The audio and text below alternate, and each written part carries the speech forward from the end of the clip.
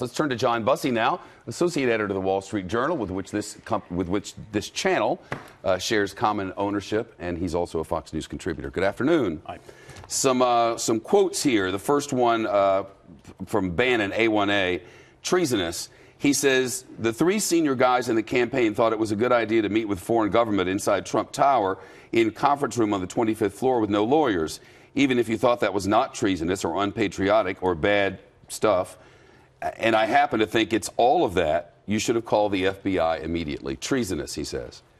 Pretty interesting language coming from a man who was a chief advisor to Donald Trump candidate and then subsequent to that Donald Trump president. There's two implications of this material that's coming out now. One is exactly what he said, this comment being one of them, but also what it means for the 2018 midterms. What he said is going to just, it's just going to give, if it didn't already have it, continued momentum to the Mueller investigation. This kind of language questioning the sensibility of that meeting with the Russian lawyer in Trump Tower. But he went beyond that. He said he talked a little bit about the issue of money laundering. And as you well know, Shep, that Mueller has hired some of the best money laundering expert prosecutors in the land. And he's looking deeply at this issue of money laundering. Whether or not this bumps up against the Trump organization, we don't know yet. But Bannon's language in the book, again, which he has not denied. He has not denied this language. This is all about money laundering, he said to Mr. Wolf. The path to, quote, Trump goes right through Paul Manafort, Don Jr., and Jared Kushner. It's as plain as the hair on your face. Now, what does that mean? What is he saying? What is he suggesting there?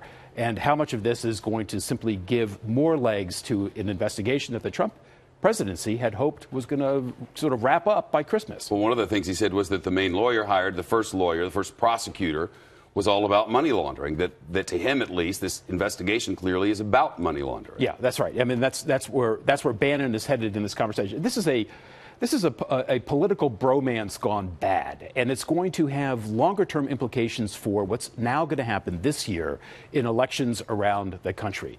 The Trump group of the electorate now is kind of split between those people who are going to support President Trump and those who support Bannon and sort of the nationalist image that he has for the country and the agenda that he helped set. That got Trump elected, the language of that agenda. There's going to be a split. If you're a candidate out there, you're a Republican candidate, do you sort of welcome Steve Bannon's endorsement at this point? Is that going to cross you with the President of the United States, or do you shun it?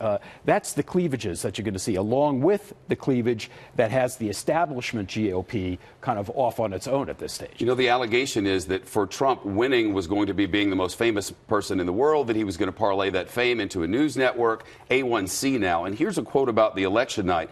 Trump did not enjoy his own inauguration. He was angry that A-level stars snubbed the event and visibly fighting with his wife, who seemed to be on the verge of tears. Throughout the day, he wore what some around him had taken to calling his golf face, angry and pissed off, shoulders hunched, arms swinging, brow furrowed, lips pursed.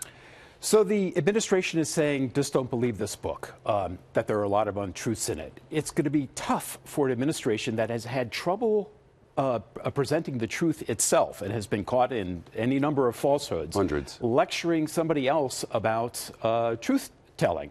Again, the implications for this politically in the United States are notable and will kind of play out as this year goes on. Our correspondent Jerry Seib has a very good video on WSHA.com about this right now, about what are candidates now going to do? How are they going to confront yet another change in the landscape for Republican candidates? There's the matter of leaking inside the White House, and today we hear about this cell phone ban in the West Wing. That's discussed as well. As details of Trump's personal life leaked out, he became obsessed with identifying the leaker. The source of all the gossip may well have been Trump himself. In his calls throughout the day and at night from his bed, he often spoke to people who had no reason to keep his confidences.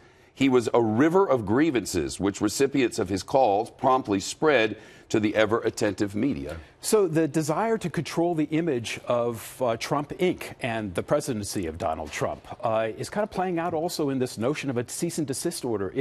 if you really want to promote a book, attack the book publicly as President of the United States. The book is out there.